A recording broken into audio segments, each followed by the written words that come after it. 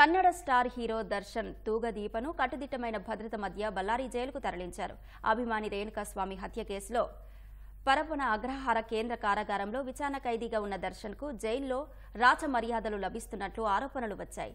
ఈ నేపథ్యంలో కోర్టు ఆదేశాల మేరకు పరపన అగ్రహార జైలు నుంచి భారీ బందోబస్తు మధ్య దర్శన్ను బళ్ళారి జైలుకు పోలీసులు తరలించారు. ఈ కేసులో ఇతర నిందితులను సైతం కర్ణాటకలోని ఇతర జైళ్లకు తరలించారు. అభిమాని రేణుకాస్వామి హత్య కేసులో బెంగళూరులోని పరప్పన అగ్రహార కేంద్ర కారాగారంలో విచారణ ఖైదీగా ఉన్న కన్నడ స్టార్ హీరో దర్శన్ తూగదీపను అధికారులు బళ్ళారి జైలుకు తరలించారు. ప్రస్తుతం జైల్లో ఆయనకు రాచమర్యాదలు అందుతున్నాయని ఆరోపణలు వచ్చిన వేళ దర్శన్ను కొత్త జైలుకు తరలించారు. బెంగళూరు న్యాయస్థానం ఆదేశాల మేరకు దర్శన్ను కట్టుదిట్టమైన భద్రత మధ్య బళ్ళారి జైలుకు తరలించారు. పరప్పన అగ్రహార జైల్లో ఉన్నప్పుడు దర్శన్ బ్యారెక్ నుంచి బయటకొచ్చి స్నేహితులతో కూర్చొని కాఫీ సిగరెట్ తాగుతున్న ఫోటో ఒకటి బయటకొచ్చింది.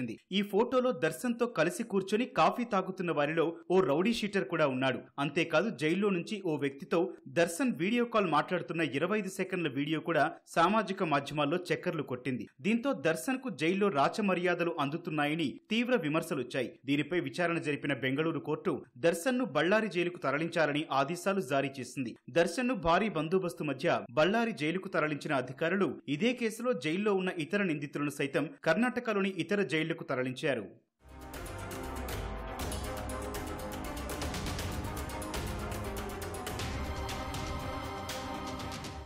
భద్రతా కారణాల దృష్ట్యా అభిమానుల రద్దీని నివారించడానికి దర్శన్ ను ఆంధ్రప్రదేశ్ మార్గం గుండా బళ్ళారి జైలుకు తరలించినట్లు అధికారులు వెల్లడించారు. పరప్పన అగ్రహార కేంద్ర కారాగారం నుంచి ఎస్యూవీ వాహనంలో దర్శన్ ను బయటకు తీసుకొచ్చిన పోలీసులు చిక్కబళ్లాపూర్ వద్ద పోలీస్ వ్యాన్ కు మార్చినట్లు చెప్పారు. అక్కడి నుంచి వ్యాన్ లో బళ్ళారికి తీసుకెళ్లినట్లు వెల్లడించారు.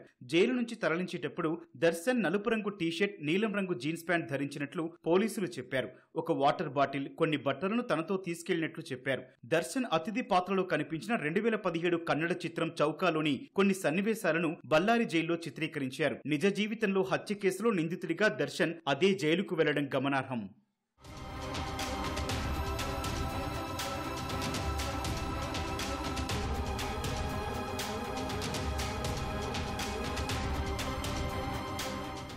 జైల్లో ప్రత్యేక ఏర్పాట్ల ఆరోపణల నేపథ్యంలో పోలీసు విభాగం చర్యలకు ఉపక్రమించింది. పరప్పన జైలు చీఫ్ సూపరింటెండెంట్ తో పాటు మొత్తం 9 మందిని సస్పెండ్ చేశారు. ఈ వ్యవహారంలో అధికారుల ప్రమేయం ఉందని ప్రాథమిక విచారణలో తేలడంతో వారిపై సస్పెన్షన్ వేటు పడింది. మరోవైపు రేణుకాస్వామి హత్య కేసులో దర్శన్, నటి పవిత్ర గౌడ సహా 15 మంది జ్యుడిషియల్ కస్టడీని బెంగళూరు కోర్టు సెప్టెంబర్ 9 వరకు పొడిగించింది.